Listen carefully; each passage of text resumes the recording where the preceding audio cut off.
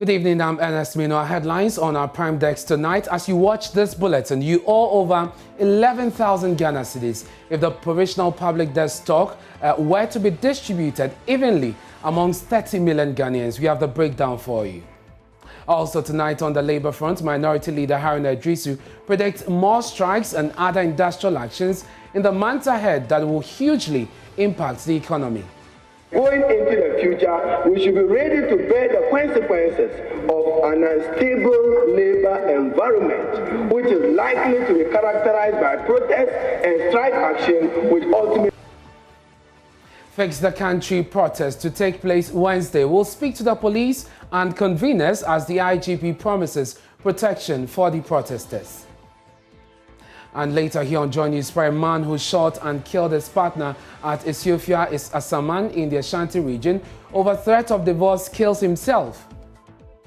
We have details of that, and later in business, Institute of Statistical, Social and Economic Research fears the 100 billion IMF program will help the country in its economic recovery. We have details of that plus the latest in showbiz, sports here on Joy News Prime, which is coming to you live from our studios at Kokomlemle in Accra. We are on digital terrestrial TV because you are free to air DSTV channel 421, GoTV 144, and on all our social media platforms. This is your home of independent, fearless, credible, and impactful journalism. Wow, now to our first story. Ghana's current public debt stock of 334 billion Ghana cedis leaves each citizen with more than 11,000 as individual debt. That's if the provisional public debt stock ending June 2021 were to be evenly distributed amongst all 30 million Ghanaians. An analysis done by the Joy Research Desk using data from the Bank of Ghana's website suggests an increase from 9,700 Ghana cedis in 2020 to 11,113 in June ending 2021. We'll bring you a breakdown of the figures. And so in June, in 2015, the amount you would be owing as an individual citizen will be 3,333. In 2016, 4,066. In 2017, 4,733. In 2018, 5,766.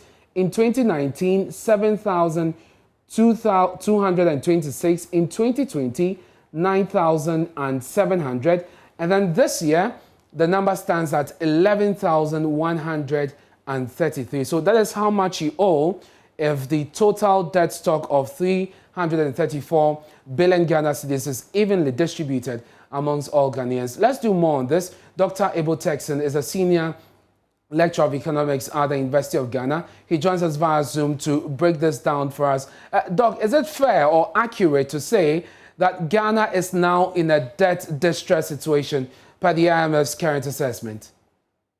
Good evening, and good evening to your viewers and listeners. I would not say we are very distressed. I mean, of course, there are concerns for the extent to which our debt service is eating up almost all our domestic revenue. So to that extent, yes, but we need to also situate all of this discussion about the debt with regards to the COVID-19 pandemic that hit. And so in discussing the debt, I think that we should be very careful.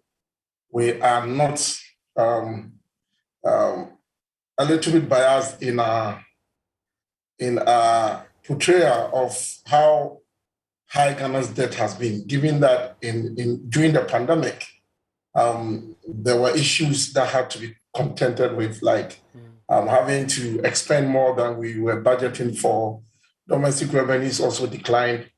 And in the environment where revenues have declined and expenditure has increased, then, I mean, by all means, our debt was going to increase. So in discussing the debt, we need to be very, very mindful about the effect of the pandemic as well. Indeed, government itself acknowledges, and even the opposition and other bodies that have made assessment of the current debt stock acknowledge the fact that COVID-19 has contributed to where we are, but it still doesn't change the fact about our debt stock and, of course, the impact that it will have on the ordinary Ghanaian, for instance. Precisely. I mean, it won't change. And so we need to ask ourselves, what are we doing about it? One thing that is very important that we need to take a look at is to find out how, one, we can increase domestic revenue. Okay. It's quite critical because, once we have the fiscal space to comfortably pay or service the debt, then the concern would no longer be there. So it's very important that we increase our domestic revenues. Okay. It's also very important that we ask the question of, when we borrow, what would the money be used for? As I said, Ghana is seeking to recover as soon as possible. One way in which you can generate revenue is to expand the economy, create more jobs, people work and they pay taxes, and you can raise the domestic revenue. Because you cannot keep on taxing the same people by increasing the taxes or introducing new taxes. What is important is that expand the base of the economy and then you get more taxes. But Dr. Texan, over the years, taxation has been a major source of revenue generation. And so when you say that we should increase revenue generation and government imposes tax, how else do you suggest that we do that in order to be able to close the gap, the deficits that we have there? One of the structural problems that we've had is that we've had an economy that has a huge informal sector, a majority of which we are not able to pursue to pay taxes. So our domestic revenues are low. The level of domestic revenue that we expect for us to be very comfortable is about 25% of GDP, and we are running way below 20%. So that is a concern. Now, the alternative is either to increase taxes, but that is also not good because up to a point, the increase in taxes will not bring you more revenue. Because taxes are always a disincentive for production and all of that. So you want to find out how you can optimize your tax revenue. And one sure way to go is to try as much as possible to equip the Ghana revenue to be able to expand the net so that we can get in more people who hitherto were not paying taxes. And so I was excited to hear that once the Ghana card number had been merged with the team, we are having about 70 million people who potentially will pay tax. And that is very, very refreshing to note. And so what we pray is that the GRO will be equipped to ensure that these 70 million persons that have now been captured in the net will pay taxes. That is one way we can optimize our taxes. Another way we can optimize our tax revenue, which I think is key to all of this discussion. Because once our tax revenues increase to about 25%, then all of this discussion about debt, servicing the debt, and whether it is stressing us or not will not be discussed at all. And so it's important that we are able to put in place all the necessary infrastructure that will help. That is why the digitization is also critical, so that if the platform like the Ghana.gov payment platform is functioning well, then you can be very certain that payment of taxes will become easier. People will not avoid taxes because of the cost of filing your taxes and so on and so forth. So you have given us two major points as these are ways by which you suggest we can improve the economy, revenue, and of course using the tool of digitization, and then prudent expenditure, using the monies we borrow prudently or judiciously. Exactly. For the ordinary person who is watching us right now, tell us very briefly how this issue of debt stock affects them directly and why they must, for all the other people who will be captured through the digital means, they must commit to, contributing their quota to make sure that we are out of the woods eventually. Okay, so to other guardian, what it means is that if government is not able to raise enough revenue, most of the revenue that will raise will go into debt service. Okay. So the fiscal space that will be left for government to even commit to funding other aspects of our budgets will be constrained, especially in providing the infrastructure that we need, in providing the sort of services that we require of government to ensure that we can be productive as individuals.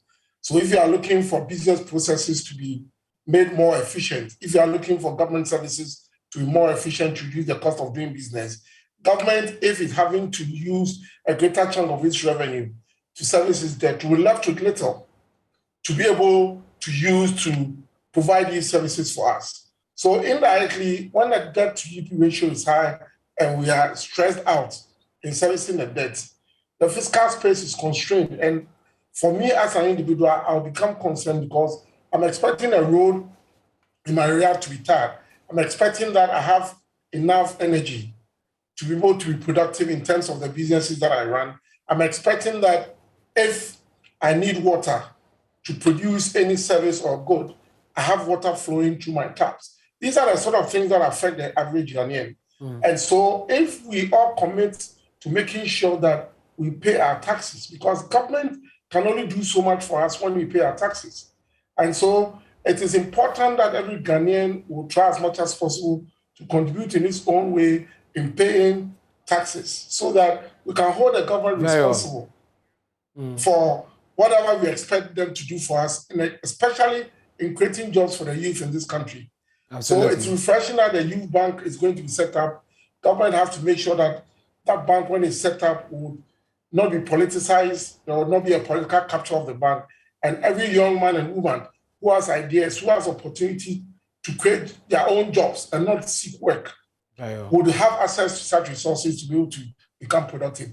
That is the way we can expand the economy. And that is the way we can increase revenue and bring down our debt to GDP ratio. Dr. Abotexin, I'm grateful for your time. That's an economist at the University of Ghana, helping us understand our current debt stock and how it affects you and I, and also what government must do in order to revive the economy. But as the debt stock grows and as government tries to revive the economy, there's agitation at the labor front, with many unions demanding better conditions of service. Tonight, the minority leader in Parliament, Hera, is predicting more strikes and other industrial actions in the months ahead that will hugely impact the economy. Now, he says the current strike by the University Teachers Association is only the tip of the iceberg. He says government's decision to increase the salary of public sector workers by only 4% will cause a lot of instability on the labor front. He's been speaking as Parliament rounded up its debate on the mid-year budget review, a statement delivered by the Finance Minister last week. Ghana, the public sector workers of Ghana can have no smiles into 2022. When you have inflation at 8 or 9%, the appropriate thing to do in terms of a meaningful wage negotiation is to peg the wage increases not above inflation. So if you say inflation is 9 or 8%, then increase your wages by just 8 or 9%. That is the best practice, and that has been the practice. To say 4%, and Mr. Speaker, is a recipe for industrial conflict. It's a recipe for industrial strikes. No surprise, the University Teachers Association of Ghana have already embarked on an industrial action, asking for improvement in their conditions of service. Many may follow. It may be teachers, it may be nurses, and I think that, Mr. Speaker, while this is the first time and they want to say we should commend them, it is not realistic. And going into the future, we should be ready to bear the consequences of an unstable labor environment, which is likely to be characterized by protest and strike action, which ultimately will affect productivity of our country. Now, on government's call on Ghanaians to contribute towards the construction of the National Cathedral, Mr. Idrisu urged government to ensure that the cathedral is built with good money. Simple economics, street economics. You don't need anybody to tell you that if you are servicing a 1 billion at 4.2 billion, you now need 5.7 billion to service the same 1 billion. So come again. When the Minister for Finance comes here, then he comes quoting the Bible. And Mr. Speaker, that leads me to the politics of a cathedral. Yes, we need a cathedral. But he himself, on an FM station, said that government was going to make $10 million for the cathedral. The Honorable Kum, at his vetting, said $25 million. Now we are told that informal tax, every Ghanaian should pay 100 Ghana cedis to support it. Mr. Speaker, my advice is simply that build the cathedral with good money. Build it with good money. Build the cathedral with good money. That's my advice to government. This country has benefited from religious tolerance, religious coexistence, religious harmony. We need to improve the relationship between the church and the state. But not when you come and tell us on radio that I'll make $10 million available to the building of a church. What is the justification for it legally? But now you can come through the informal process of tax and then get it done. The majority leader, Oseche Mensah-Bonsu, told MPs Ghana's economy was doing well until COVID-19 pandemic hit the world. Now, he says only claims that the economy has been mismanaged by government is untrue. Mr. Speaker, until the COVID-19 struck, this economy was expanding under Akufo-Addo annually between 16 and 17%. Mr. Speaker, what it meant was that under such an environment, if you're able to grow your economy between 16 and 17%, then your receivables, your revenue certainly would expand. Then you will also increase your expenditure.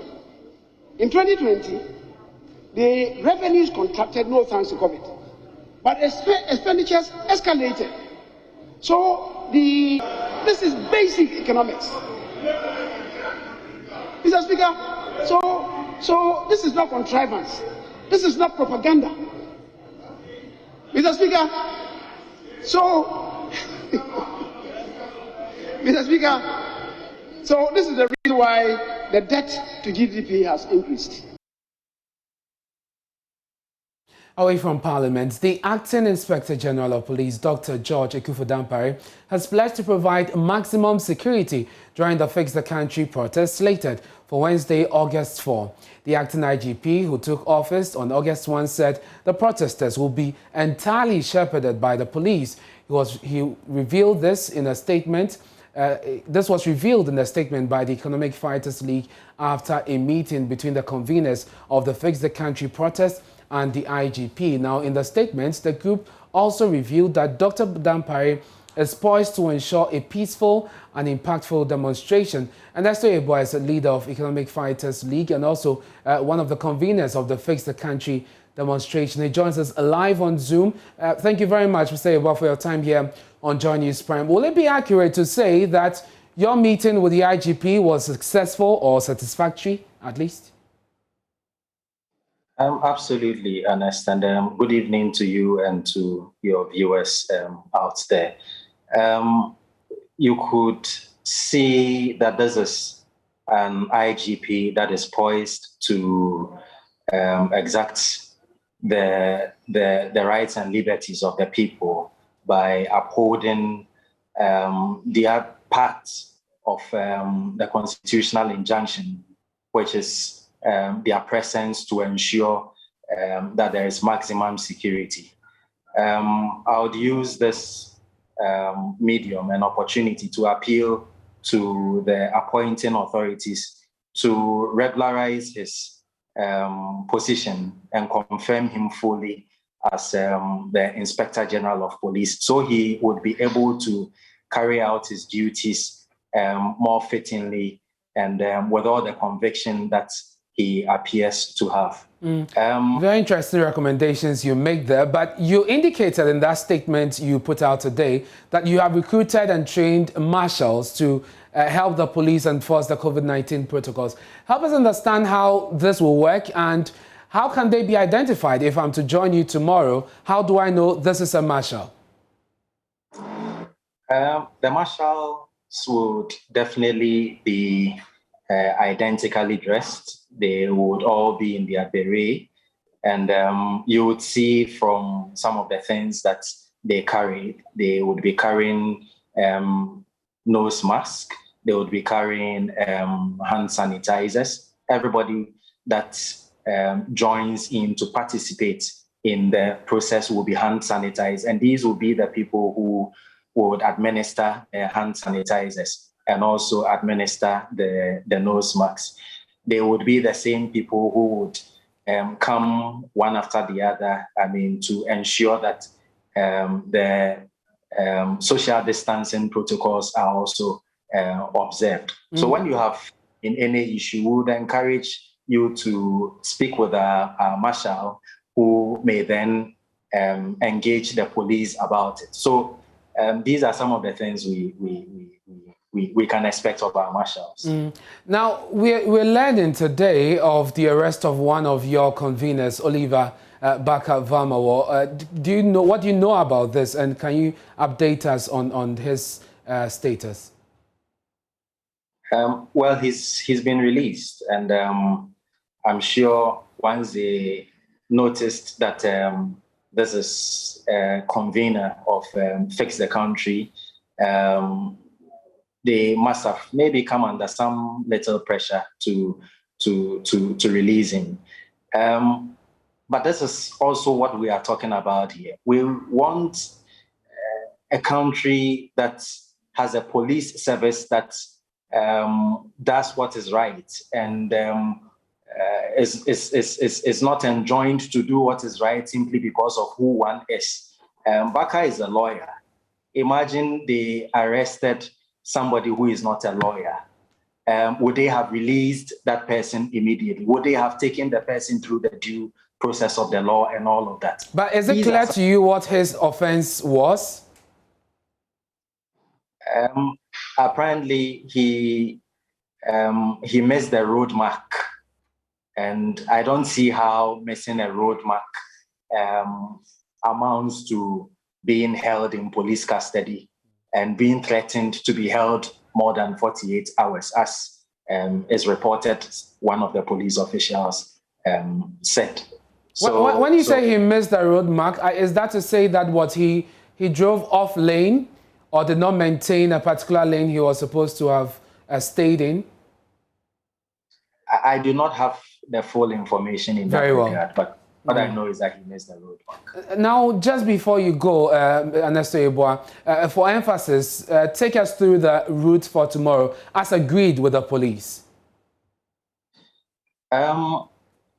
We are all starting from the Kwame Nkrumah Circle, the Obra spot, and right from there we would go towards Farisco left, and then enter the TUC, the frontage of the TUC, all the way to the Independence Square. And so that's basically what it is. And it's quite a straightforward route. And we don't intend to make any turnings that has not been agreed upon, with the police. Very well. Ernesto Yeboah, thank you very much for speaking to us. That's the leader of the Economic Fighters Group and one of the conveners of the Fix the Country movement. Of course, they are protesting tomorrow. They have the commitment of the police for protection. Let's speak to the police now. DSP Efiatenge speaks for the regional police, the Accra Regional Police. Madam, we are grateful for your time here on Joy News Prime. So you have agreed on the route tomorrow. What steps are you taking to ensure that this is smooth and event-free?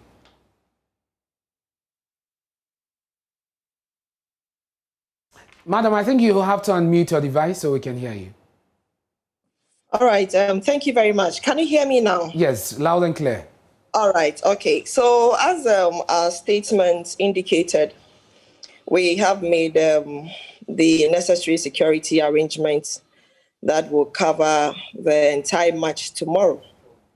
And so in terms of taking all reasonable steps that are necessarily required to ensure that we assist in the smooth conduct of the demonstration and also preventing any obstruction when it has to do with human and vehicular, like we have been doing every time. That is what we'll be doing. Then again, all our anti-rioting equipment that would be needed for a special event such as this have also been made available purposely for this particular event. Again, we should be expecting officers from the formed police unit, from our SWAT units, then again, senior police officers, rank and file, who have been deployed and know their respective duties, and they are going to be there to provide the necessary security. And as he indicated, the route is straightforward. We would begin it from the Abra spot. I am doing so for purposes of emphasis. Very well. And so from Obra Sports, we'll go through the Kwame Nkrumah Avenue. We will head on towards the Farisco traffic light. We'll do a left turn. Then we'll go to the TUC traffic intersection. Then we'll go straight ahead of us towards the Kimbu High School. Then to the Yoko building. Then we hit on the John Evans Atamil's High Street. Then again, we'll do another left turn towards the Black Star Square. At this point, we expect that conveners, organizers of the demonstration would address their followers.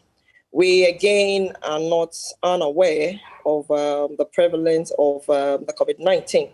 And so anybody who would be taking part in this demonstration would have to ensure that they take necessary steps to comply with the COVID-19 protocols, specifically the wearing of masks. The police is going to ensure that anybody who partake in this particular event would put on a mask. And so if you don't have a mask, you better get some before tomorrow you come to the conversion point. And so what will be your approach in this regard when it comes to the observance of the COVID-19 protocols, especially the wearing of masks? Would it be arresting persons who flout this particular directive or encouraging them to do so? Yes, first of all, one of the methods we have used all along is the encouragement of people to do so. We should be very interested in what is happening around us and also take personal public health safety when it comes to our own health safety. That is taking personal responsibility. And so that one is something that you should not compromise with. Then again, the organizers is also another key stake that we expect that they ensure that everybody who have been called for a demonstration such as this would come in with a nose mask. Then ours is also to give the general compliance to ensure that people adhere to it. So generally, we have everybody doing what is needful to prevent the spread of the COVID. That would do all of us a great help. What numbers are you anticipating tomorrow? Oh, from the organizers, they are expecting from 100 to over 2,000 and above. Whatever the number is, we, the police, we also done our homework.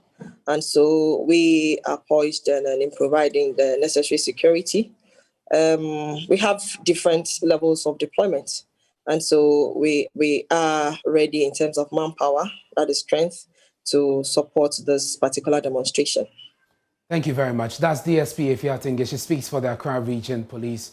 You're watching Joy News Prime with me, Ernest Minu. Still to come in business, the Institute of Statistical, Social and Economic Research fears 100 billion cedi Ghana Cares program may face financial challenges due to the slow pace of economic recovery.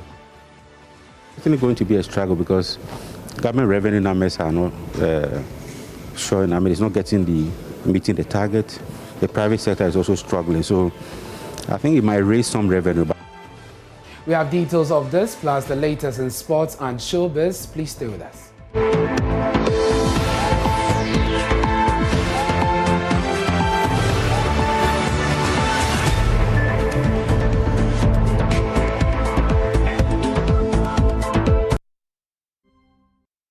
And you're welcome to Business. I'm Charles Aite. Now, the Institute of Statistical, Social and Economic Research has raised questions about the availability of funds to implement the Ghana Cares Obatampa program. According to its director, Professor Peter Korte, the 100 billion cedi target for the program could be difficult to raise. At a news conference to explain the Institute's position of the 2021 mid-year review of the budget, Professor Korte said although the program is a promising one to revive the economy, raising funds to implement it is a major hurdle. There is more in this report. The Ghana Cares program is a new initiative by government to stimulate growth of the economy after suffering from the adverse effect of COVID-19 pandemic. According to the Institute of Statistical, Social and Economic Research, the slow pace at which businesses are recovering could hamper progress of the initiative. Director of the institute, Professor Peter Korte, believes the 100 billion cedi target may not be realized. It's certainly going to be a struggle because government revenue numbers are not showing. I mean, it's not meeting the target. The private sector is also struggling. So I think it might raise some revenue, but not raise 100% the target that is set, the 100 billion. It might not be able to raise. You think the revenue number should be reviewed? The 100 billion should be reviewed now? Well, it's a target. At some point, if you realize you're not raising and you need to review some of the activities, that's fine. But it's too early to review it now. Meanwhile, commenting on the new taxes that were introduced in the 2021 budget, Professor Korte believes there is a need for an assessment after several months of implementation since they have failed to meet the target. Produced. We want to assess them to see whether they are yielding the right revenue as expected. Are they efficient, or rather becoming a nuisance to businesses? And I was quite impressed that the minister presented that information to us in the document. So we could now assess. At the moment, it's below the target, and then I think by end of year we should know whether they are doing well or not, and then whether to scrap some of them and introduce new ones or find new ways of raising revenue. But as a research institution, is it a prudent way of raising revenue, those new taxes, especially the two, the one that has to do with the COVID-19 levy and then the financial services? Yeah, you see, sometimes you strike a good balance between tax revenue and non-tax revenue. Unfortunately, we have concentrated on the tax revenue. We've not done so well in raising taxes through the non-tax, like state-owned enterprises becoming profitable and other things. Those are non-tax revenue. Rather, it's the tax revenue that we focus on. So certainly, if you're paying this levy on VAT, on other things, that is a quicker and easy way of collecting revenue. But as to whether they are yielding the needed revenue for government to spend to stimulate the economy, or rather affecting businesses, we are yet to ascertain that at the end of the year. Isse, however, described the 2021 budget review as optimistic. Now, the Institute of Economic Affairs has expressed worry about the over-concentration of expenditure on consumption as well as the country's low tax revenue to gross domestic product, a situation that it believes will constrain the economy to a low growth trajectory and slow development going forward. It is therefore calling for efforts to raise revenue for plugging the numerous loopholes in the tax system, as well as serious expenditure rationalization by curtailing recurrent expenditure or consumption to create space for some investment expenditure. We have more on this in this special report.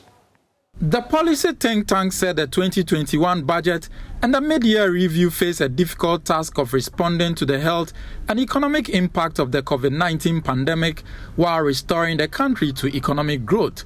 Recurrent expenditure in 2021 was estimated at 109.9 billion cedis, and that mainly went into salaries and interest payments, while capital expenditure was estimated at only 17.6 billion cedis. The IEA said revenue mobilization still remains a serious challenge in Ghana, but this problem is not totally unsurmountable.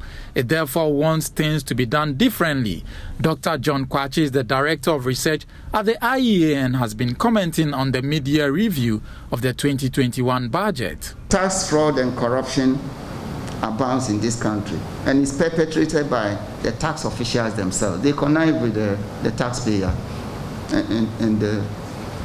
and pocket the money for their, personal use. And then, of course, all the inefficiencies in tax administration, collection delays, you don't cover inadequate taxpayer coverage, high collection costs, they all cost money. So I've listed these things because the point being made here is that, in fact, people have estimated that if we were to plug all these loopholes, you can add another 10% of our GDP to the taxes we collect. We collect 12%, 12.7 as you heard. So we can even add 10% to it. And that would take us to at least 20. The middle income average is 25. But if we were collecting 20, we would say that, at least we are close enough to it. The country's fiscal or financing gap has also been a subject of debate between the government and the opposition. As such, the IEA wants a clear classification of whether the energy and financial costs are part of fiscal deficit, adding fiscal transparency and credibility require that these costs are properly accounted for. Dr. John Kwache again. You have to streamline the entire public sector. Do depend on the payroll. Now, this is something that the corporate sector reforms. It's been there, for forever. They say, oh, we'll do public sector reforms. Sometimes they'll create a whole ministry for it. Nothing is done. So, of course, if you are in the civil service and they say your pay is going to be increased by 4%, you will not take it. Why should I take 4% when Article 71 office holders are getting 50% or something increase?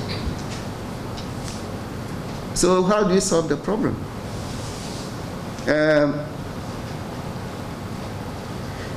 So what we are saying is that there's a need to streamline our expenditure across all sectors so that we can devote a lot more to capital expenditure, because that's lacking and it is stifling our growth. Despite the impact of COVID-19, the Ghanaian economy grew by 0.4% and was among few countries globally that registered a positive growth rate. However, its financing gap went up by more than 12% of GDP last year.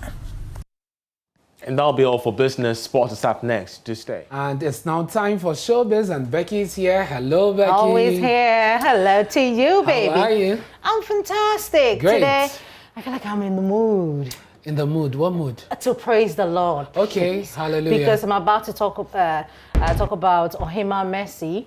So she's been telling me what will make her collaborate with a secular musician. Okay. So, there's been this debate about gospel musicians not collaborating with, secular musicians. So when I caught up with her not too long ago, she's been telling me a lot of things, and also why what she will take into consideration before collaborating with a secular musician. Okay. We have plans of releasing songs right after Tahila Experience. I'm releasing another single right after Tahila Experience. From August to December, we have a lot of package for you. The collaborations in there? Yes, we have some collaborations, live sections, and all that. Some of the collaborations I can actually guess, but the ones that I can't guess is the one that you might be having with a secular musician. This thing about most, I can't say for everybody. It's about gospel musician not collaborating with secular music, because they are not they're also human beings. They are musicians. Of course. What will make you collaborate with a secular musician, and what won't make you collaborate with a secular musician? Question they are not in, but I think it's a lifestyle. I have a lot of friends that are secular musicians. Yeah. But I select because I love to be with positive people that their lifestyle really speaks a lot. So if I would choose anyone to collaborate with, specifically if the person is a secular musician, it's the lifestyle that would draw me close to the person to do it. Okay. I won't force you to mention it. I wanted to force you to mention it. I'm a dozen. Yeah. Oh, yeah. That's an interesting one. So the full interview airs when? On Saturday, 8:30 a.m. to 9 a.m. on the Joy News channel, and also on Sunday, 6 p.m. on Joy Prime. On Joy Prime. Meanwhile, same on this issue of secular musicians. Or gospel musicians collaborating with secular musicians. Yao Sapon, legendary Yao Sapon, says that he doesn't see anything wrong with gospel musicians collaborating with secular musicians, because he had collaborated with a couple of them and still working with some of them. I have some with Sarkodie, Kofi Kinata, Samini, and we are in the studio with that guy. Was it Stoneboy? Oh, you're in studio with Stoneboy. Yeah, we're in studio with Stoneboy. So what necessitated that move to record with secular artists? Because some gospel musicians don't believe in, collaborating with the secular musicians. Why, all of these people? The fact is that in Bible, Jesus told us that we should go outside those who haven't seen the light. If we believe ourselves that we have seen the light, we should let them also see the light. So let's say if they are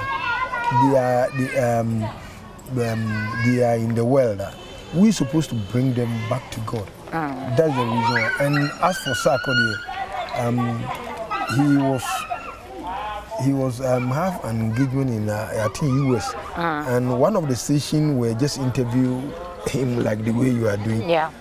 And he asked him what music did he like, and he said, "Me, Yasapon is my favorite artist." And the guy asked him, "So if Yasapon ready to go studio with you to help to go and do collaboration, will you do?" He said, "Today, if he comes today, I will do." And he asked him, "What about you?" And he said, "I have a project doing, but after that, maybe I'll confront him, or if he confront him." One of my guys called me to listen to what Sarkodie is saying in the US. And I went to one of the websites, and it's true, he was talking about my music. So I called him. The other time I called him, and he responded to me, and he said he's ready to hear the kid. So there are different schools of thought when it comes to this issue, but you see, it's always not a controversy when it's the secular artists featuring the gospel artists. Because recently, Sarkodie featured emoji, and it's fine. Yeah, I don't know. I think it's a gospel thing, but I mean, we'll leave Definitely it is. We'll leave that for you, some of the time to have a discussion on Another time we can look at but that. let's talk about Sarkodie. Okay. So he was on Hit FM, and he's been talking about a lot of things. He's also responded to the Happy Day song. Remember, he had a song featuring Kwame Eugene. That was somewhere last year? Yeah. Ahead of the elections? And he mentioned something, Anatwaso, and all of those things. So Andy asked him whether it was politically motivated, and he said, no. Here's what he asked. And I would say that was a politically correct response. That's all I can say. Yeah, politically correct. Yes. Okay, that's okay. I don't have anything else to say. All right, Becky, thank you very much for bringing us the latest in the world of showbiz. And we have some international news for you coming up shortly.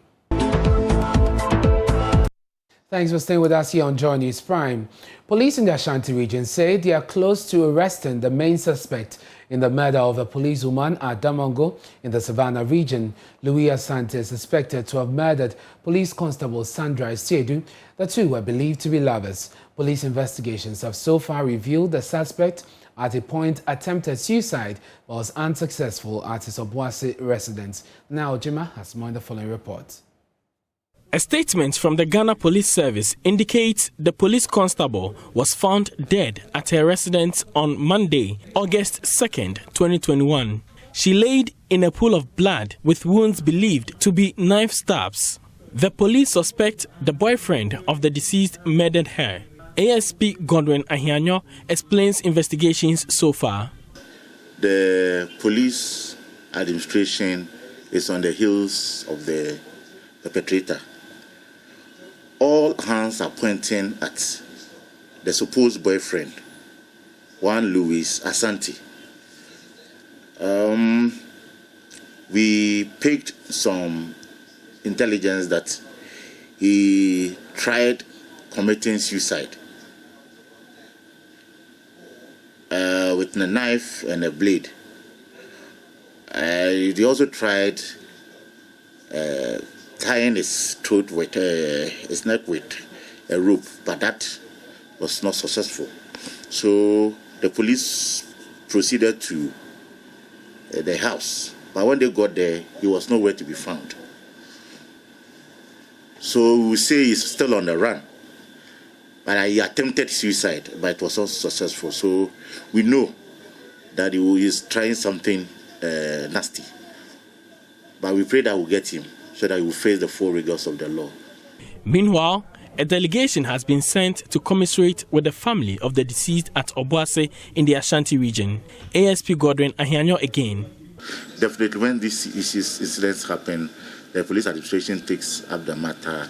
And when it comes to the burial ceremony and all that, the police administration liaises with the family to do whatever they're supposed to do. So I'm sure going forward there will be this collaboration with the family to be able to have a befitting burial for our dear sister.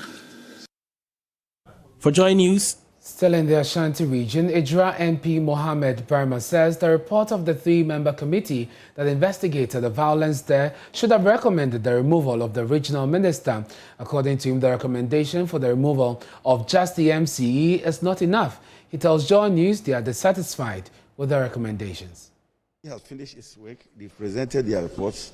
I can say for now there's a calm in Ijra. But the people have greeted the report of the committee with mixed feelings. And myself, representing the good people of Ijra, feel that the report, the recommendations are okay, but they should have been far-reaching. Because if you look at the recommendation, that calls for the dismissal of the municipal chief executive. We all know that the municipal that deployment ended up in casualties, with two losing their lives, one boy having the leg amputated, and then also two other people also getting injured. And so if we are recommending that the municipal chief executive should be removed from office, I feel that the regional minister who ordered that deployment, I call that deployment reckless because when I got to Ijra, I found out that almost every riot control equipment was in Ijra. We had the water cannon, we had my interaction with the soldiers, and the police commander indicated that they had rubber bullets and they had tear gas with them, none of which was used, but rather deployed the army, who went and then recklessly, opened fire, meted out to the regional minister. And then I saw the recommendation that the military officer on the ground should be sanctioned. Which of them? Is it the commander? Because if you look at the work of the committee, they should have even invited the military men who were on the ground, but rather those who appeared before the committee are their officers in Kumasi who were not on the ground but only gave evidence based on hearsay. And we all know that evidence based on hearsay are not normally or always factual. And for that matter, they should have even invited the commander who was on the ground now that they are recommending sanctions to be taken against him. If you look at the case in Wa, where even there was no deaths and only one person seriously injured, we all saw the kind of sanctions that were meted out to the extent that even the recruits who have just passed out have been sanctioned in such a way that they cannot even attain a certain rank in their lifetime in the military. So we feel that the reports, the sanctions should have been, the recommendations on sanctions should have been far-reaching, so that at least everybody will understand. So far, so good. But my problem even with this limited, I would call it limited recommendations that have been, will they be implemented?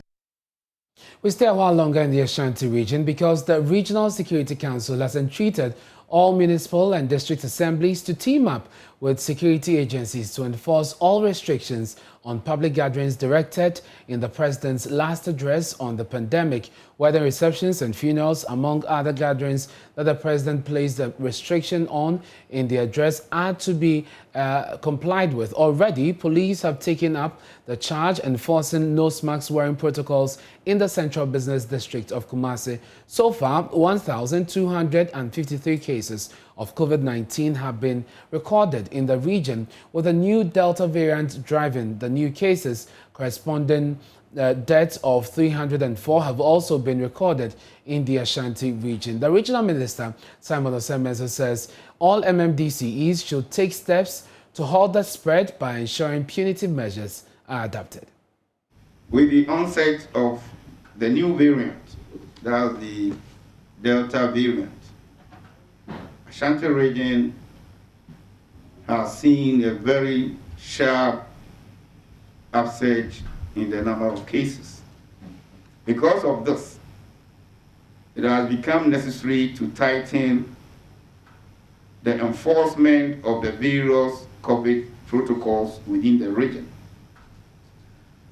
And the security agencies are going to ensure that we abide by or we observe all the COVID protocols. We are urging all the metropolitan, municipal, and district chief executives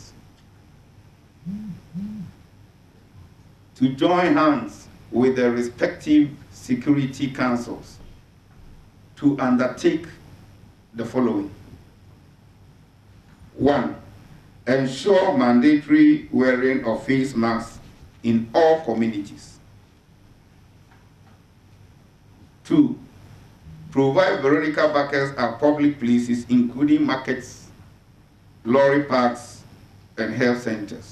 Make public announcements to increase awareness of the new wave and the need to enforce the protocols. And also, enforce all restrictions on public gatherings as spelled out in the President's 26th address to the nation on the COVID situation. With regard to public transport, drivers are to ensure that everyone who boards their vehicle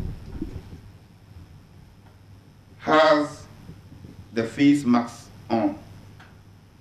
In the event where the security agencies meet a commercial vehicle and a passenger is not masked, all the other passengers will be asked to alight. And the driver, the passenger who is not wearing the mask, together with the mate, will be taken to the police station for the law to take its course. Wherever you will be moving in this region, please, we urge everybody to put on the face mask. And we wish to inform the general public that the security agencies will be deployed all over the region to ensure enforcement. Now, the Ministry of Health, as part of efforts to ensure proper decision-making in relation to medical care, has launched the Ghana Strategy for Health Technology Assessment. According to the health officials, this strategy will ensure decisions, especially relating to resource mobilization, as well as other aspects of healthcare delivery, are taken through careful, selected, analytical methods. This way, the ministry is assured of getting value for their money. There's more in the following report.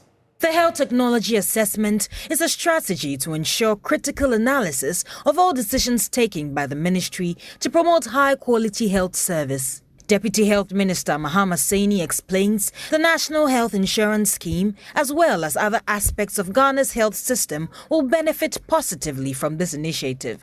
It is important that policy decisions at all levels of the health system are based on evidence, and such can be obtained from HTA. The National Health Insurance Scheme is a logical beneficiary of the positive impact of HTA on our health service and our health system. From the design and management of benefits package to the determination of the reimbursement list of medicines, as well as price setting mechanisms, HTA is seen as a useful tool, among other considerations. In an interview with Joy News, HTA coordinator Brian Asaris said the initiative would be efficient in saving money for government as it will ensure value for money for procured pharmaceutical products. It can lead to savings, and for this particular strategy, you can see that the reach of HTA is broad. But in the context of this strategy, our primary target is even our health insurance to start with. We will explore how we can save more within our health insurance, still with the same services that we are getting, but still save more within that. HTA is a tool that can help us. Then you come to the general policy space, pricing of pharmaceuticals, pricing of health interventions, determining essential benefits package, essential health services. Okay, all those things are things that will require you to optimize or prioritize something over the other. And in doing HTA, we'll be able to actually make those decisions better. He said the initiative will also reduce cost of health services for the public. When you have done an HTA, you are able to tell that, okay, so if this is the benefit that I'm getting from this particular commodity, and I have to spend this amount of resources on it, is it really worth the money?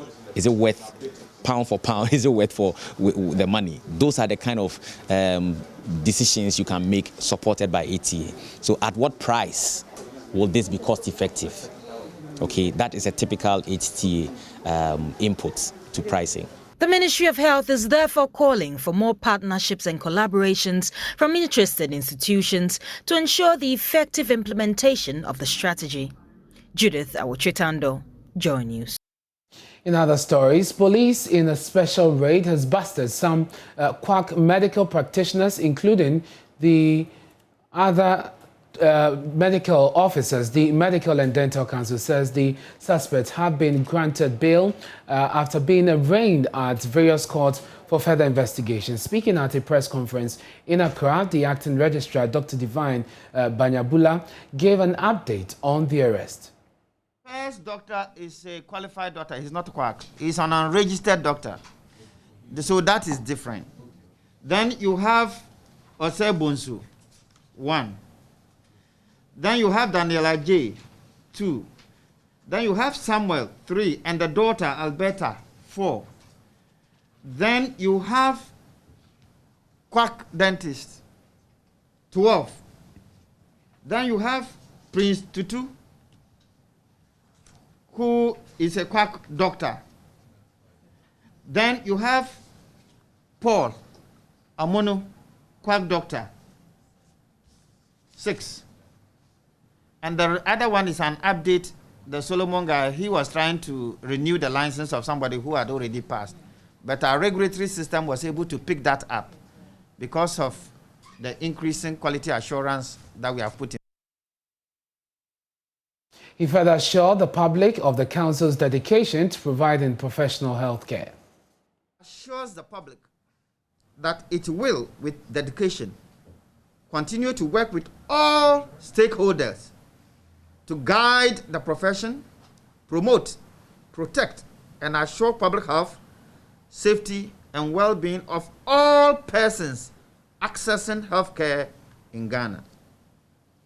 And on behalf of management of Council, we wish to thank all stakeholders for their continuous support and cooperation, in particular the Ministry of Health. The Minister has been solidly behind us, the IOCO, the Ghana Police Service, the Ministry of National Security, the Judicial Service, and members of the public who continue to provide us with valuable information in aid of our regulatory activities. The public and members of the professions are encouraged to continue to support Council's regulatory efforts by providing information about the conduct and competence of practitioners through our official website and the official lines. And we have a cell phone number 0200 369-407. We stay on healthcare because the National Ambulance Service has responded to over 4,000 cases in the Ashanti region since the beginning of the year. According to the Regional Director, Somik Dut Melon, the increase in the number of cases is as a result of the public's confidence in the service. The increase in the fleet of ambulances has been beneficial, but there are challenges with human resource, he noted. There's more in the following report. 5 months ago, Adom and Joy News reported the plight of residents of Asiwa in the Bosomifraho district for the activation of ambulance service. The ambulance for the area had been parked due to the non-availability of personnel to man the ambulance. If they cannot operate this ambulance, they should just return it. Following the reportage, 3 emergency medical technicians were deployed to the district to manage the ambulance. Residents are happy and they say the swift response from the medical emergencies has helped save lives. Honestly, the ambulance is doing a lot of work. I have witnessed several severe cases where the ambulance has been of help.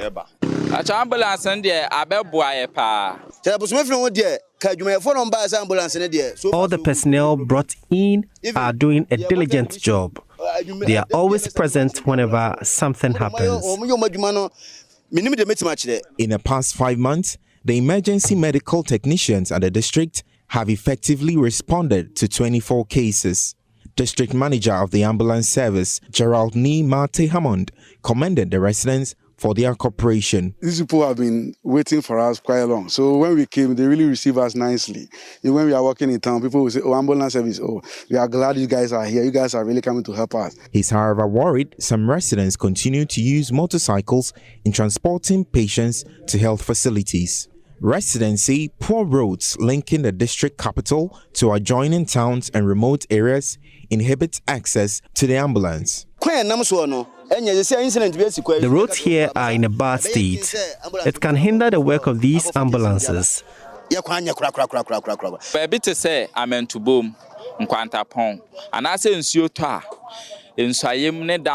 Cars cannot reach all the neighboring towns here. The motorbike is rather hasty, so people prefer it.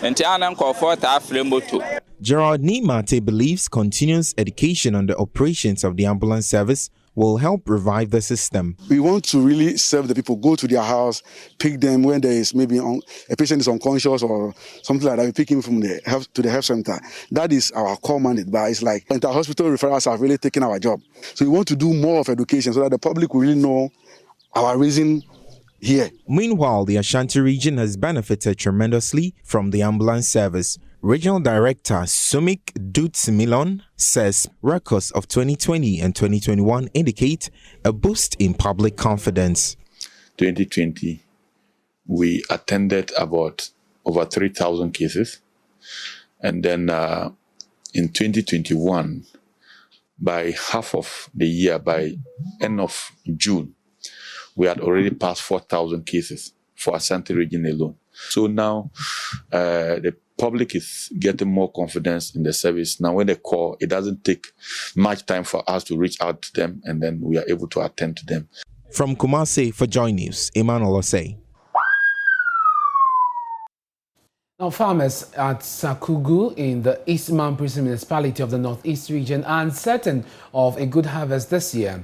Their fears are as a result of shortage of fertilizer, leading to an increase in the price of the commodity. Speaking to Joy News' Ilyasu Tanko, the farmers described government's subsidized fertilizer intervention under the Planting for Food and Jobs program as a failure. Correspondent Ilyasu Tanko has more. This long truck has just arrived from Techiman with bags of subsidized fertilizer after making selective stops and dropping down few bags in other communities. Here at Sakugu along the Nalirgu-Bunkurgu highway, several farmers could not wait and have rushed out from their homes to purchase their inputs. These farmers have desperately been waiting for the arrival of the subsidized material since June, when the first consignment was delivered to farmers in certain parts of the region.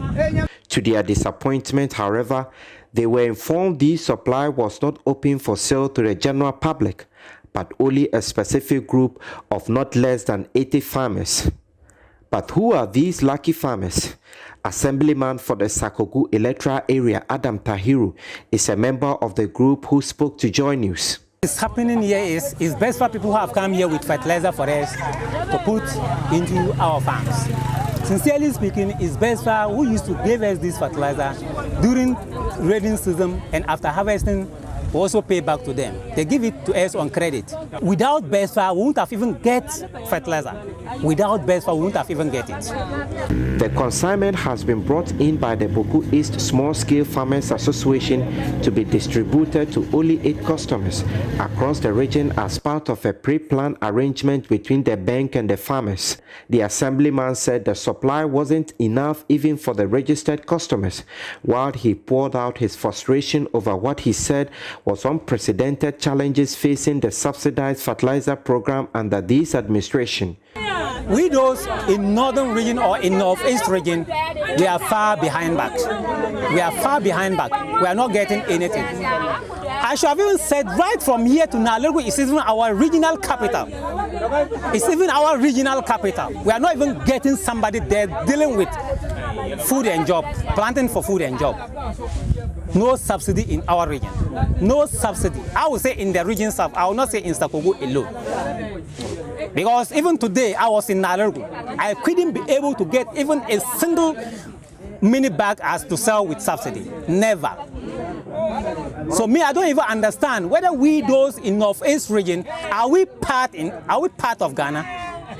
I'm not sure that we are even part of Ghana in northeast region. If we were to part of Ghana, planting and food or the subsidy should have even been with us for long.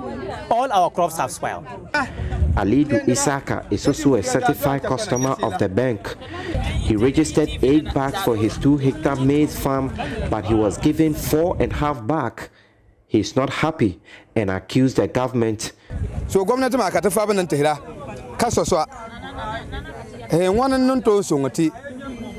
we are looking up to the government to help end the fertilizer shortage in the region. He should open up the door for our leaders to access the fertilizer to bring to us, because we depend on agriculture as a nation, and therefore if farmers fail, the whole nation is going to suffer.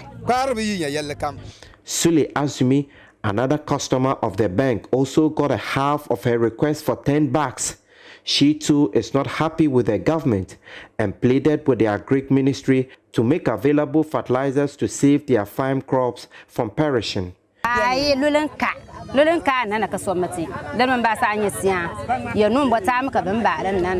she's pleading, or we all are pleading to Minister of Agri to put effort or to wake up to manage in order for us to get fertilizer to apply our crops. With that stuff, all our crops have even spoiled already. Already our crops are spoiled. Ilyasu Tanko reporting.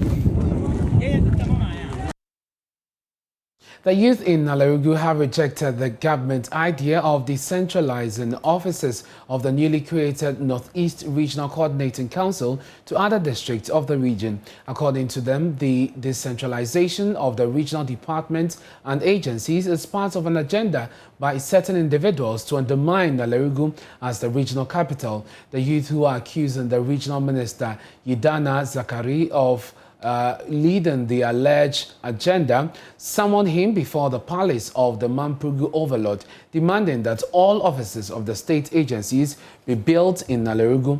Correspondent Ilyasu Tanko report. As part of this decentralization drive, both the health department and the regional hospital are to be headquartered at Gambaga, the East Mamprusi municipal capital. The Education Directorate at Walewale in the West Mamprusi municipality, the Regional Agric Office at Yagaba in the Mamprugu Mwaduri district, the Feeder Rules Agency in the Bumpurgu Napanduri district, and others in the Triponi and Yunyo district respectively. Even though construction of some of these offices have completed in the various districts, the youth of Nalurgu are asking government to ensure all the offices are brought back to the regional capital. They pointed accusing fingers at the new regional minister, Mr. Yidana Zakari, who is a native of Bimsit near Walewale, and dragged him before the overlord, Nabuhaga Mahami Sharika II. At the King's Palace, where the minister was summoned, the youth followed up in their numbers. Youth leader Muhammad Tampuriya Musa explained their decision to report the minister to the overlord. We have been told that most of our offices that were supposed to build in Nalerugu has been sent to some to Gambaga, some to Walewale and other places. So it now makes us look like we are carrying the drum and some other people are drumming it. This is the reason why we think that he should come and clarify some of the things. His invitation was the best and that was the right time because the youth of Nalerugu are not happy with that situation. He also explained the demand of the youth.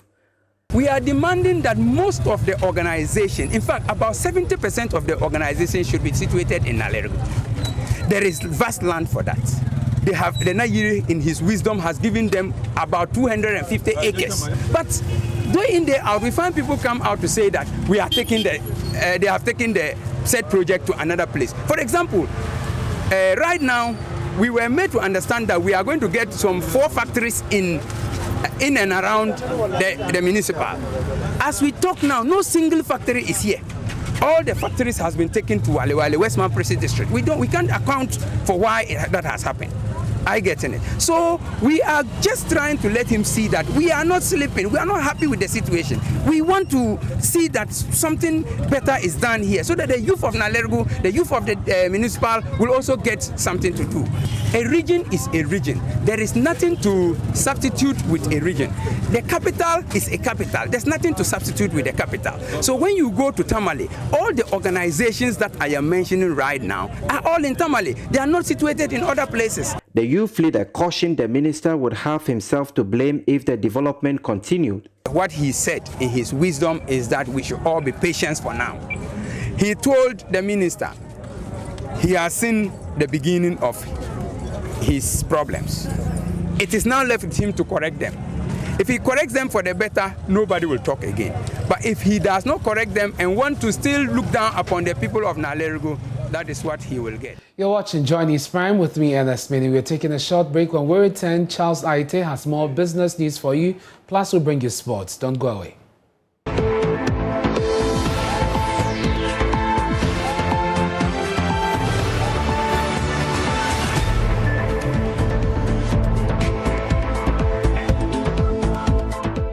Now to business. The government has begun processes to amend portions of the Petroleum Revenue Management Act to allow the Ghana National Petroleum Corporation, GNPC, to acquire some oil blocks operated by Accra Energy and AGM Petroleum. As announced by the Finance Minister Ken Ofori-Atta during the 2021 budget review, the move is to enhance the profitability of the country from its extractive sector.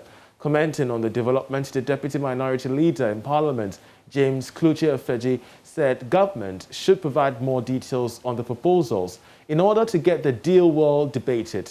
He therefore believes that the GNPC should be empowered to do more exploration activity and acquisition. The content of what the PRMA that they want to review, the clauses, the sections that they want to review, we need to see it. Then we can know clearly what they are after. Because by mere mentioning it in the statement will not give us the basis. So if you bring it with a memorandum that will be attached to the bill, we will then understand whether what they want to do will bring some improvement or in terms of benefit to the people of Ghana. I think the GNPC have the capacity to go into such large quantities of production. Definitely, we can empower them. GNPC, we know, is an organization which has been there for a long time. So we want to look at what the amendment will say, so that if it's an issue of giving them more additional funding so that you can go into this international partnership, I think that is something that we can consider. So, but if we give them the opportunity, they'll be able to do it. Now, listed companies affected by COVID-19 are picking up strongly and are expected to do well in the second half of this year. After raising more than 100 billion cedis of bonds on the Ghana Stock Exchange, managers of the BERS have assured that activities on the market are bouncing back. In an interview with Joy Business, Chairman of the Ghana Stock Exchange Governing Council, Anselm Raysoa, admitted the effects of the COVID-19 pandemic on its operations, but expressed confidence that business is picking up again on the bus. We, as the managing director indicated, as at now we've done over 100 billion worth of business in terms of the bond trading, which is huge, you know. As far as listings are concerned, for example, we only had MTN and Danix Star in the list last year. So we are hoping to ramp up, you know, but we are getting quite a lot of money from the bond trading, and we hope that will continue. Well, COVID has created problems for us in every which way, every turn, but we are gradually picking up. So we hope that things, you know, in the latter part of this year, things will pick up, you know, because, I mean, we, you know, for example, the demutualization, we have expressed council's concern that it's being delayed, you know, and it's not anyone's fault. It's just the circumstances of the time. That's what's happening. Yeah. Now, demand for labor determined by the number of jobs advertised in both the print and online media remained flat in June 2021. This is according to the Bank of Ghana survey of the labor market conditions. Charles Nixon has been looking through the job charts and has come through with this report. This is coming following an improvement in the number of advertised jobs between November last year and March this year. At this period, the COVID-19 infections in the country had eased significantly. According to the Bank of Ghana, the number of advertised jobs after going up in late last year and the first quarter of this year remained flat in the second quarter. This is because of the probable second wave of COVID-19 infections, which has now compelled the government to announce new restrictions. About 7,250 jobs were advertised during this period, as against more than 9,000 jobs registered in the first quarter of this year.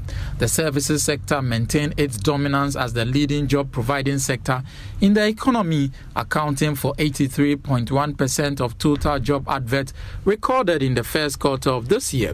Industry followed with a share of 13.5%, marginally down from 13.6% recorded in the first quarter of last year.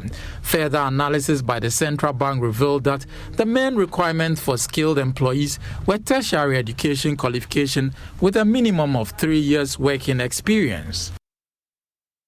Now, current and prospective customers of Toyota Ghana Company Limited who wish to purchase used cars can finally smile with the introduction of Automark.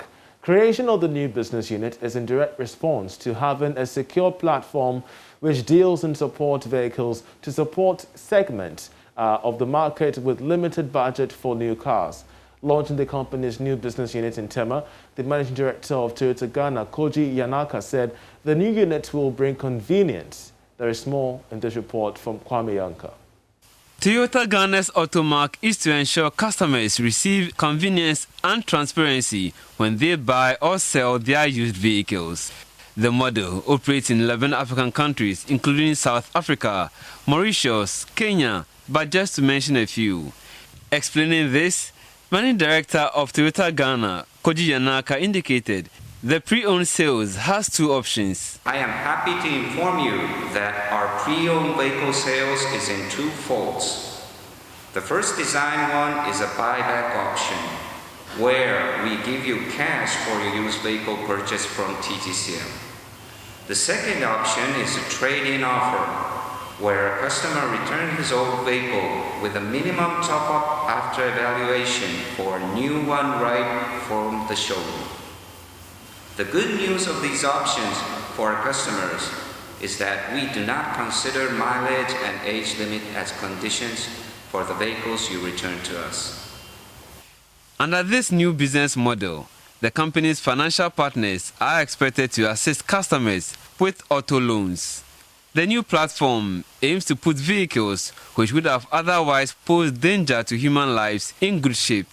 Head of Sales Operations Andrew Lamte says, launching of Automark is timely as customers have been exposed to risk of doing business with non-certified dealers. If you go out there, somebody may offer you a value which might look very fantastic, and you might believe that, oh, this is real value for money. But once you leave the person, are you sure that the money will actually hit your account? Or once you leave that person, are you sure that the change of ownership, preparation and everything is okay? Or in some few weeks' time or few days' time, you have to be grappling with the authorities or the police because there is some fraudulence in it. So for Toyota Ghana, you are sure that we are certified, we are genuine business, and therefore you have your peace of mind anytime you deal with us in terms of selling your used car or buying a used car or a new car from us. Meanwhile, service engineer at Toyota Ghana, Isaac Mensah, says the company is working with insurance companies to offer competitive premiums to customers. He throws more light on the one-year complimentary service. We undertake basically the oil change, and we also do a full inspection of your vehicle. So we check your brakes and the parts to see if they are within standards. If they are not, we replace them for you free under the complimentary service we are offering. Spark Plus, wiper blades, air filters, cabin air filters. We handle that within the complimentary service period, or 20,000 kilometers, whichever comes first. Koji Anaka used the opportunity to drum home the importance of adhering strictly to COVID-19 protocols. Kwame Yankesh reports for Joy Business. And on that note, we also end business in this segment, but I'll leave you with a summary of international business news. My name is Charles Aite.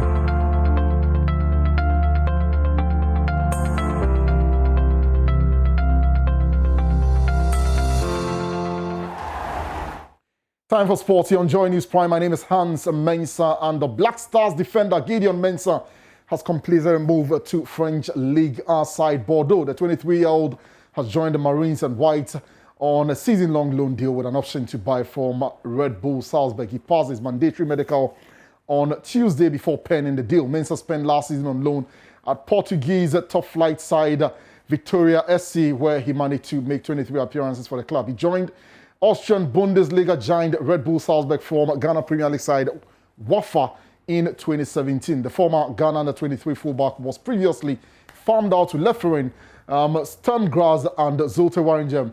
He currently has a contract with Red Bull Salzburg until 2024.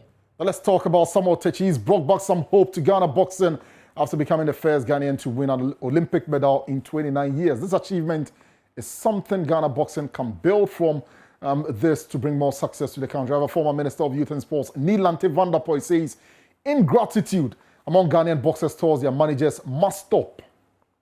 Sometimes the ingratitude of our boxers towards their handlers and managers is appalling. It's not good. It's frustrating. I've sat and listened to so many cases of boxers who were nobodies. As soon as they become somebody, then they turn their backs on the trainers, on the handlers, and the management which groomed and nurtured them to become champions. Earlier today, we saw Jamaica's Thompson Hera win the women's 200-meter final at the Tokyo Olympic Games. The Jamaican who won gold in the women's 100 meters clocked a time of 21.53 seconds and the second fastest ever in the history of the women's event. Here is a wrap of today's event at the Tokyo 2020 Olympic Games. And of course, you can read more on the Olympic Games and the latest from the world of sports at myjoyonline.com/sports. My name is Hans Mensando. Many thanks for your time.